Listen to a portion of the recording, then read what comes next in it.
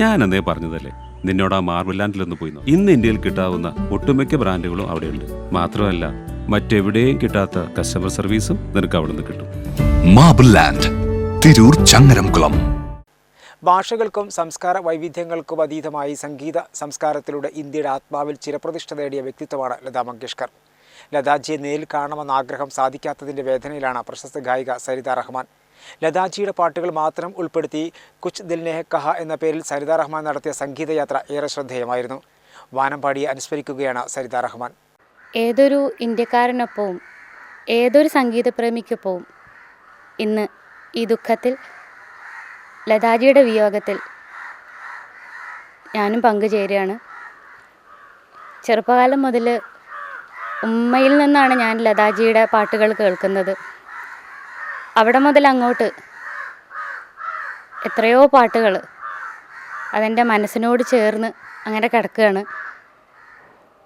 കഴിഞ്ഞ ദിവസം ഒട്ടും വയ്യാതെ വെന്റിലേറ്ററിലാണ് എന്ന് പറഞ്ഞപ്പോൾ പോലും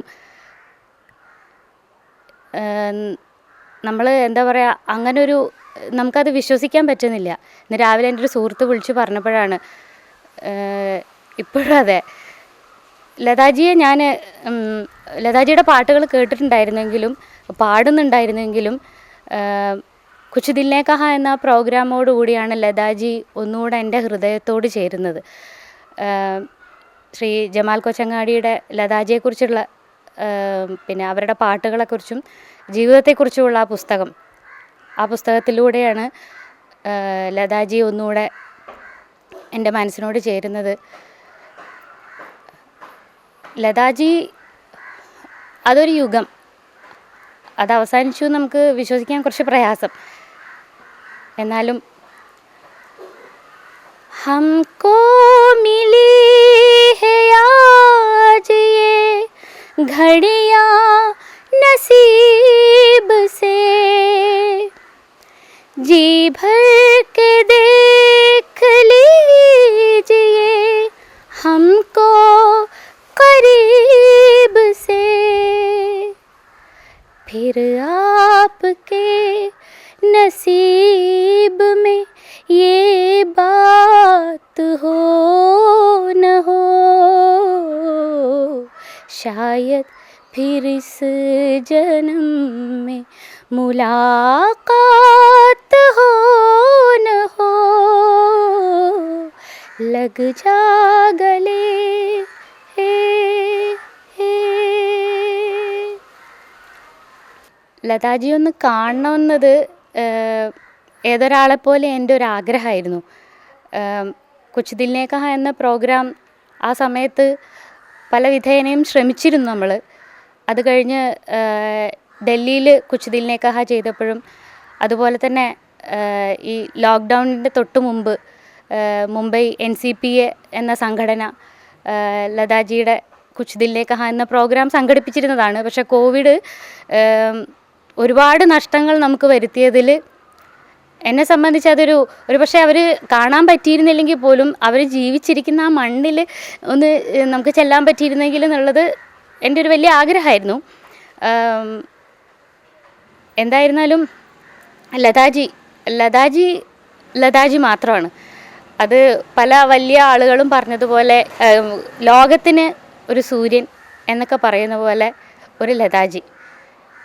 റഫി സാബിനോടും ചോദിച്ചിട്ടുണ്ട് ആരാണ് ഏറ്റവും ഇഷ്ടപ്പെട്ട ഗായിക എന്ന് ചോദിച്ചപ്പോൾ 3 തവണ ചോദിച്ചപ്പോഴും ലതാജിയുടെ പേരാണ് പറഞ്ഞത്. എന്നെ സംബന്ധിച്ച് ഞാൻ ദിവസത്തിൽ ഒരു പാട്ടെങ്കിലും ലതാജിയുടേത് കേൾക്കാതെയോ അല്ലെങ്കിൽ ജസ്റ്റ് ഒന്ന് മൂളാതെയോ, അത് ഞാൻ മാത്രമായിരിക്കില്ല, ഇന്ത്യയിലെ ലതാജിയുടെ പാട്ടുകൾ ഇഷ്ടപ്പെടുന്ന എല്ലാവരും അങ്ങനെ തന്നെ ആയിരിക്കണം. അപ്പോൾ എൻ്റെ ജീവിതത്തിൽ അങ്ങനെ ഉണ്ടായിട്ടില്ല. പക്ഷേ ഇന്ന് എന്തുകൊണ്ടോ എനിക്ക് ഈ വാർത്ത വന്നതിന് ശേഷം എനിക്ക് ലതാജിയുടെ ഒരു പാട്ട് പോലും ഞാൻ കേൾക്കാൻ പറ്റിയില്ല. നമ്മൾ മലയാളികൾക്ക് കൂടെ വളരെ പരിചിതമായിട്ടുള്ളൊരു പാട്ട്, तुम ही मेरी मंदिर, तुम ही मेरी पूजा, तुम ही देवता हो, तुम ही देवता हो. സത്യമാണ്, സലിത ഒക്കെ പറഞ്ഞ് കേട്ടിട്ടുള്ളതുപോലെ എഴുതി ഞാൻ വായിച്ചിട്ടുണ്ട്. അവരൊരു സംഗീതത്തിൻ്റെ സരസ്വതി ദേവി തന്നെയാണെന്ന്. ലതാജിയുടെ 86ാം പിറന്നാളിന് 2015 കുച്ച് ദിൽ നേ കഹാ എന്ന പ്രോഗ്രാം ആദ്യമായിട്ട് കോഴിക്കോട് ചെയ്യുന്നത്. അതിനെ തുടർന്ന് കേരളത്തിലും ദുബൈയിലും ഒക്കെ നമുക്ക് പ്രോഗ്രാം ചെയ്യാനുള്ള ഭാഗ്യമുണ്ടായി. 100-ലധികം പാട്ടുകൾ പാടാൻ ശ്രമിക്കാനും നമുക്ക് ഭാഗ്യമുണ്ടായി. ഈ കഴിഞ്ഞ ലതാജിയുടെ 91ാം പിറന്നാളിന് ലതാജിക്കായിട്ട് 2 പാട്ടുകൾ സമർപ്പിക്കാൻ അതൊരു എൻ്റെ ഭാഗ്യം തന്നെയാണ്. മൊയ്തീൻകുട്ടി മാഷും ഫൈസൽ വഫ മാഷും കൂടെ എഴുതിയിട്ടുള്ള 2 പാട്ടുകൾ. അതിലെ വരികൾ ഖുദാ ഗാ രഹാ ഹേ ലതാ ഗാ രഹി ഹേ എന്നാണ്. ദൈവം പാടുന്നത് ലത തന്നെയാണെന്ന്. ഖുദാ ഗാ രഹാ ഹേ ലതാ ഗാ രഹി ഹേ കിസി കോ खबर तक नहीं हो रही है, सुरों की हुनर है गज़ब का करिश्मा, सदा की लहर है गज़ब का ये चश्मा, गज़ब का ये चश्मा.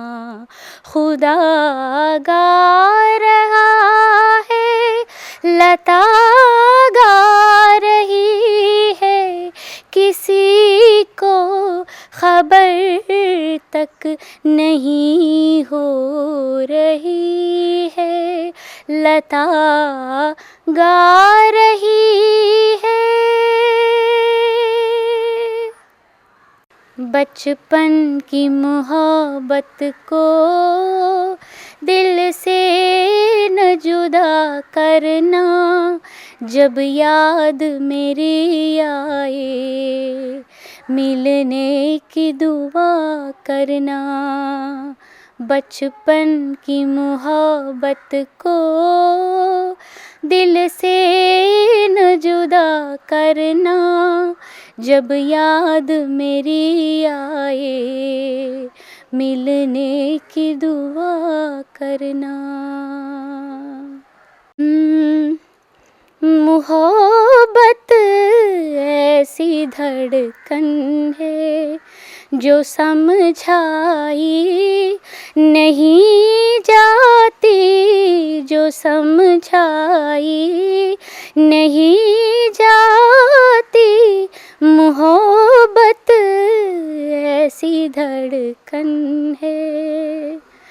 ലതാജിയുടെ ആയിരക്കണക്കിന് പാട്ടുകളിൽ 10,000-കണക്കിന് പാട്ടുകളിൽ നമുക്കിഷ്ടമുള്ള പാട്ട് ഏതാണ് എന്ന് ചോദിച്ചാൽ അത് പറയാൻ പറ്റില്ല. ഓരോന്ന് കേൾക്കുമ്പോൾ തോന്നും ഇതാണ് ഏറ്റവും ഭംഗിയുള്ള പാട്ട് എന്ന്.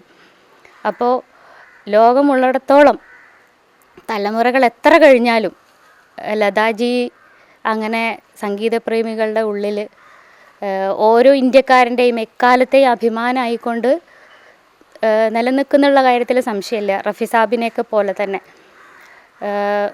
അവരുടെ ആത്മാവിന് ശാന്തി നേരുകയാണ്. അവരുടെ അനുഗ്രഹം ഉണ്ടാവട്ടെ. ജിന്ദഗി കെ ശാം ജിന്ദഗി കെ ശാം तुझे गले लगाऊं मैं, तुझे में डूब जाऊं मैं,